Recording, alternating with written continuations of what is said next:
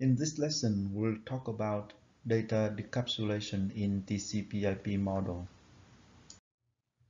First of all, we'll look into the data decapsulation process at each layer. Then we talk about the roles of the software application. Finally, we sum up our video with the keynotes. Just imagine the data has been sent from the transferring host to the receiving host. Now let's look at the data link and physical layers of the receiving host. At the receiving host, all the data is being received as electrical signal over the cable.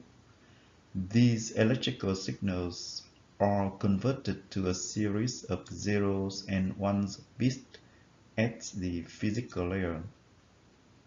Upon receiving those bits, the data link layer immediately processes to identify those bits as frame. Data link layer then checks the frame check sequence field for the integrity of the frame. If the frame has no error, the destination hardware address will be checked to make sure the frame is intended for the host. If it is, the header and the chiller of the frame are stripped out. Only the package is left for the network layer to process. Now let's look into the data decapsulation process at network layer. At the network layer, the package is extracted. First, it checks for the destination IP to make sure the packet is intended for the host. If it is, then the protocol field is being checked to determine which service at the transport layer handles the data. After making sure the service at transport layer is available, the header of the package is removed, leaving the segment for the transport layer to process. At the transport layer, the segment is extracted. Then the destination port is being used to verify if it is open at the application layer. If the application layer is listening on the destination port, the header of the segment is discarded and the data is sent to the application layer. Over the time, the application layer receives more data. It then performs the data conversion to make sure the data is in the format readable by the application software.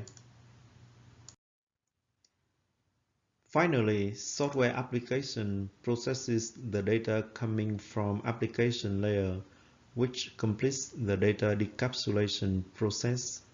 It is up to the application design.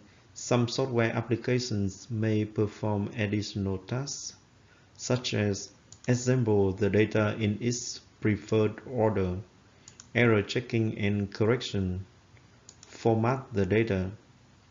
Software application finally displays the data to the end users or hands it to another process in the receiving host.